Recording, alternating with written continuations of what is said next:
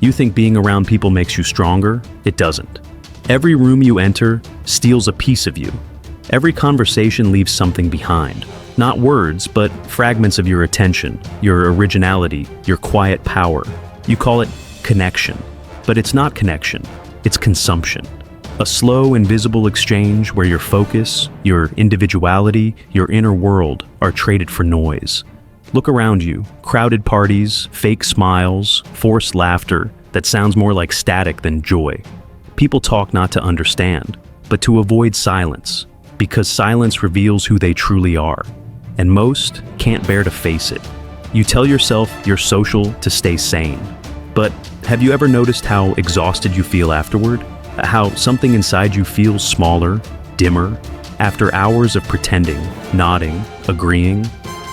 That isn't normal, that's erosion. Arthur Schopenhauer saw this centuries ago. He wrote that a man can be himself only so long as he is alone. He knew the truth society still refuses to admit. That constant socializing doesn't build the mind, it dulls it. It trains you to seek validation instead of depth, to perform instead of think. Because every group has a price, conformity. And the more you belong, the less you become. You weren't born to echo their thoughts. You were born to form your own. But every day you let them download their noise into you. Through conversation, through approval, through the endless urge to be seen. That's how society kills the independent mind. Not with chains, but with smiles, not through control, but through comfort. So, ask yourself, when was the last time your mind was completely your own? When was the last time you sat in silence and felt the weight of your own thoughts, without the need to share them? In this video, you'll see what Schopenhauer saw, that the greatest threat to your mind isn't solitude, it's people. And I'll show you the mechanism, the silent, beautiful poison that slowly destroys you every time you choose to socialize. Every time you speak, you trade something. Not money, not time. Something far more valuable. A piece of your originality. You think a conversation is harmless, but it isn't. Each word you give away bends a little of who you are to fit the shape of whoever is listening. You begin to mirror them, their tone, their beliefs, their energy, until your edges fade. That's how erosion begins. Not with arguments, with imitation. Schopenhauer saw it clearly. He wrote that the more a man depends on society, the duller his mind becomes, because every crowd, every group, every conversation demands a compromise, a surrender of thought for the comfort of belonging. And you surrender more than you realize. You start laughing when others laugh, even when it isn't funny. You nod when you disagree, just to avoid conflict. You mimic their emotions to stay liked, their opinions to stay safe, their habits to stay seen. And slowly, you forget what you actually think. Modern psychology calls it social mimicry, your brain's default survival script. Mirror others to be accepted. Agree to be liked. Conform to be safe. But every time you do it, dopamine rewards you for your obedience. You feel comforted, not because you were true to yourself, but because you were accepted by others. That comfort is the drug. That drug is the problem. Because the moment your brain links belonging to pleasure, you stop seeking truth. You start seeking approval. And approval is a leash disguised as validation. Schopenhauer believed solitude wasn't loneliness. It was purification. Because in solitude, imitation dies. You stop mimicking the noise around you and start hearing your own voice again. It's why thinkers like Nietzsche, Jung, and Da Vinci withdrew from the crowd, not out of arrogance, but necessity. They understood that creativity doesn't survive exposure. It thrives in isolation. You can't think deeply when your mind is constantly adjusting itself to others. You can't hear your instincts when you're tuned to everyone else's frequency. Your focus scatters. Your originality fades. You become a reflection of reflections, a mind built from borrowed fragments. This is the law of inner erosion, the truth that every interaction reshapes you, even when you think it doesn't. And if you never stop to rebuild yourself in solitude, you'll dissolve completely, a self worn away by smiles, words, and noise. You were never meant to be a social echo. You were meant to be an individual mind, sharp, untamed, and terrifyingly silent. They tell you that unity is strength, that belonging makes you safe, that being part of something bigger than yourself gives your life meaning. But they never tell you the cost, because the crowd doesn't want your individuality, it wants your obedience. It wants your silence dressed as agreement, your thoughts softened until they fit the pattern. The crowd is not a collection of minds, it's a machine, and its favorite fuel is your fear of standing alone. Schopenhauer wrote, "The more intelligent a man is, the more he suffers among others." He knew the truth that most will never face. The crowd doesn't hate you for being wrong, it hates you for being different. Look around, scroll through your feed. Everyone posts the same thoughts in slightly different words. Same opinions, same outrage, same slogans recycled until they lose meaning. It's not self-expression anymore, it's performance. A mass theater of approval, where the loudest actors win and the deepest thinkers disappear. The internet was meant to connect free minds. Instead, it became the largest crowd in human history. Billions screaming, mimicking, validating each other's noise. If you stay long enough, your mind starts syncing with theirs. You begin to speak their language. You start to crave their approval. And the more likes you get, the more your originality dies. That's the tyranny of the crowd. Not violence, but seduction. It doesn't chain you, it flatters you. It tells you you're part of something. And for a moment, you believe it. You forget that every great idea, every revolution, every breakthrough began in isolation. From Galileo to Nietzsche, from Jung to Tesla, all were ridiculed by their time, because the crowd has only one instinct: to destroy what it doesn't understand. The crowd thrives on sameness because sameness is predictable. Predictable people are easy to control. Easy to sell to, easy to silence. You think blending in is survival. It isn't. It's surrender. Because once you give the crowd what it wants, your opinion, your emotion, your approval, you no longer belong to yourself. You belong to them. And they will turn on you the moment you stop echoing them back. The tragedy is that most people will never notice it happening. They'll live their entire lives as reflections of a collective will that isn't theirs, convinced they're free while living inside a prison made of applause. You were never meant to think like everyone else. That's the point of having a mind. But if you let the crowd dictate your truth, you're not thinking anymore. You're participating in your own erasure, and that is how brilliance dies. Not in silence, but in noise. You smile when you don't feel it. You laugh when you're not amused. You nod when every cell in your body wants to disagree. And you call it being polite. But Schopenhauer had another word for it: exhaustion. He called it the exhaustion of self-preservation in the theater of others. Because that's what life becomes when you spend it performing. A stage play where every gesture is scripted, every emotion rehearsed, and every truth censored. You learn early that honesty makes people uncomfortable. That silence makes them suspicious. That truth, real, unfiltered truth, isolates you. So, you adapt. You learn to fake interest, to mimic warmth, to flatter just enough to be tolerated.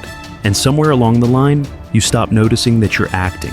Every workplace, every online space, every friendship circle becomes a miniature court. A place where status depends on presentation, where flattery outweighs substance, and visibility replaces depth. Ancient kings were surrounded by courtiers trained in deceit, smiling, agreeing, praising, all while hiding contempt behind manners. You live among the same courtiers now, only they hide behind screens instead of silk robes. You post smiles you don't feel. You share opinions you barely believe. You measure your worth by reactions, not reflection. And at the end of the day, you collapse. Not because your body is tired, but because your mind is bleeding from constant self-editing. That's the quiet tragedy of sociability. It rewards masks, not minds. It trains you to be agreeable instead of authentic, visible instead of wise, charming instead of free. But here's the truth you were never told. Every fake smile costs you energy. Every moment of forced small talk drains your focus. Every time you hide your real thoughts to fit in, your inner world grows dimmer. You start forgetting how to speak without performing, how to feel without translating it into something digestible for others. And the longer you wear the mask, the harder it is to remember who you were before it.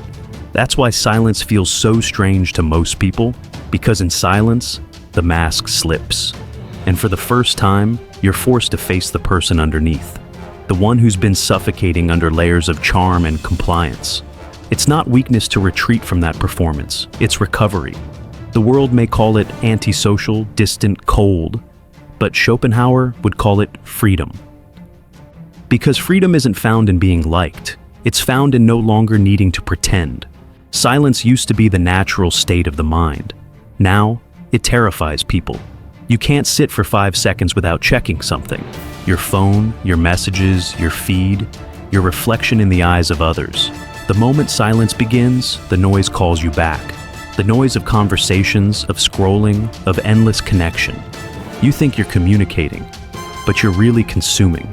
Every ping, every reply, every laugh reacts in your brain the same way sugar hits your tongue. Short pleasure, instant decay. Modern neuroscience explains it simply. Each notification, each like, each meaningless chat floods your brain with dopamine, the chemical of reward. It feels harmless, but repetition rewires your mind.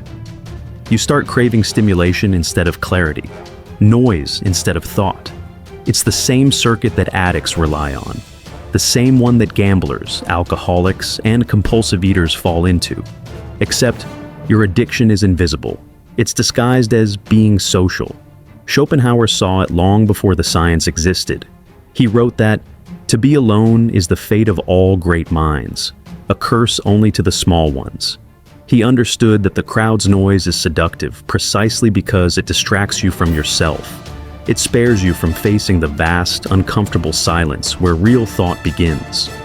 But that silence, that emptiness you fear, is where your power hides. Because when the noise stops, the detox begins. Your brain stops chasing the next hit of validation. Your attention stops scattering like light in fog. And suddenly, ideas start to appear. Slow, raw, original. The tragedy of this age is that people confuse stimulation with aliveness. They think constant motion means progress. But overstimulation kills depth the way sugar kills appetite. It keeps you full of nothing, always entertained, never fulfilled. You talk too much, text too much, think too little, and your mind, constantly interrupted, forgets how to go deep. You can't focus, you can't create, you can't even rest. You live in a constant state of half-thinking, half-existing. The noise has become your drug, and solitude, your withdrawal. That's why you fear being alone. Not because you dislike silence, but because silence shows you how empty the noise really was. But the cure isn't dramatic, it's quiet. You don't need to escape the world, just turn down its volume. Spend an hour without speaking, an evening without the phone, a day without performing. At first, you'll feel restless, like something's missing. That's the addiction screaming. But give it time, and the fog lifts. Your thoughts sharpen. Your emotions settle. Your instincts return. The mind, left in peace, heals itself. And that's what Schopenhauer meant when he said that solitude purifies the intellect. Because in silence, the mind doesn't just rest, it rebuilds. You've seen what the noise does. You've felt it. The exhaustion, the dull ache behind the smile, the slow erosion of who you really are. But this is where the path splits, where the ordinary mind dissolves, and the philosophical mind is born. Schopenhauer wrote, "A man can be himself only so long as he is alone." That sentence isn't isolation, it's liberation. It means that solitude isn't about rejecting people. It's about reclaiming your territory, your mind, your thoughts, your internal world. Great thinkers all understood this law. Nietzsche walked alone through the Alps for hours every day. His ideas were born in silence, not debate.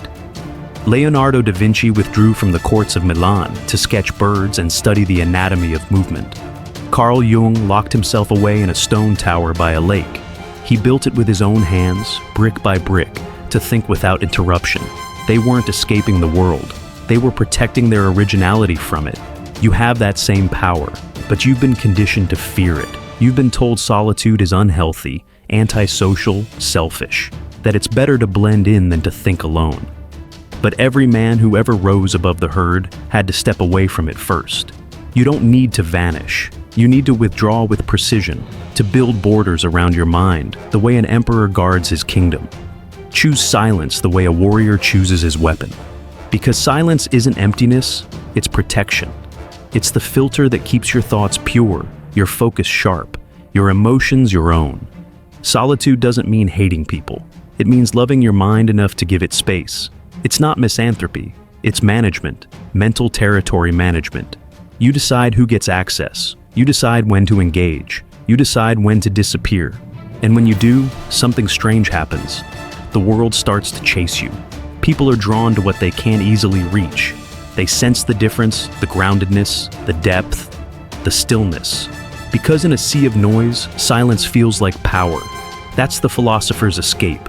Not running away from society, but rising above its gravity. The crowd will never stop talking, but you can stop listening.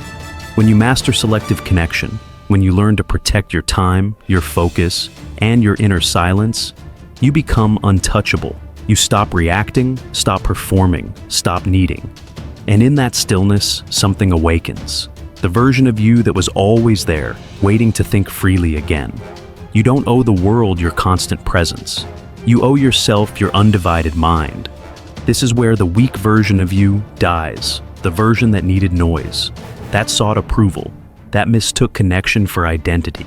You've seen how mimicry drains your originality, how the crowd feeds on your energy, how dopamine rewards you for obedience. You've watched yourself shrink, bend, soften, until your mind no longer felt like your own. But now you understand. It wasn't weakness, it was conditioning, and conditioning can be broken. When you withdraw, when you embrace solitude not as punishment, but as purification, something happens. The voices fade, the pressure dissolves, and what's left is terrifying at first, because it's real. For the first time, you begin to hear your own mind, not the echoes of others, not the recycled phrases or borrowed emotions, but your actual thoughts. At first they come quietly, unsure, fragile. But as the noise dies, they grow louder, clearer, sharper, until one day you realize you no longer crave being understood. You crave being undisturbed. That's when the transformation begins. Because a mind that no longer depends on social approval becomes unreadable, and what can't be read can't be controlled. Schopenhauer knew this power. He didn't isolate himself to escape the world. He did it to dominate it, silently. He understood that when your happiness is self-sustaining, you become terrifying to those who need others to exist. You are no longer a product of conversations. You are a fortress of thought. You speak less, but every word cuts deeper. You share less, but everything you reveal carries weight. You don't chase, you draw, you don't explain, you command silence. This is what society fears most. A man who cannot be manipulated through shame or praise. A mind that doesn't flinch when ignored. A person who walks away from the crowd without looking back. You become unreachable, not because you're hiding, but because you've ascended. You've detached from the invisible strings that pull most people. And in that detachment, you discover the highest form of freedom, indifference. The power they tried to drain from you, through mimicry, through conformity, through noise, returns, stronger, calmer, unshakable. You don't belong to the world anymore. The world now orbits around you. That is the birth of the unreachable mind, the rare, silent force society can't define, predict, or destroy. Now you know what they never wanted you to discover. That silence isn't emptiness, it's mastery. The world worships expression. It teaches you to share everything, your thoughts, your emotions, your fears, as if transparency equals truth. But the truth doesn't scream, it whispers. And only the disciplined mind hears it. From this point forward, your silence is not withdrawal, it's strategy. You don't need to prove anything. You don't need to explain. You don't need to speak just to fill the void. You log off not because you're tired of people, but because you've outgrown them. You stop answering every message because peace is more valuable than constant connection. You stop chasing understanding because only a few deserve to hear what your mind has become. Every time you hold back your words, you sharpen your presence. Every time you sit alone, you reclaim another fragment of power. Every moment of silence becomes a weight that others can feel, an energy that commands without sound. This is the discipline of silence, the final law of strength. Because real thinkers aren't loud, they're precise. They speak when it matters and disappear when it doesn't. So, perform your first ritual, close the tab, Turn off the phone. Let the noise starve for your attention. Sit in the stillness that frightens everyone else, and let it rebuild you.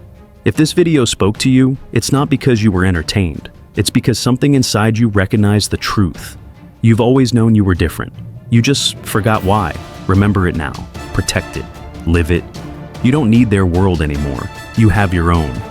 And in that silence, you've already won.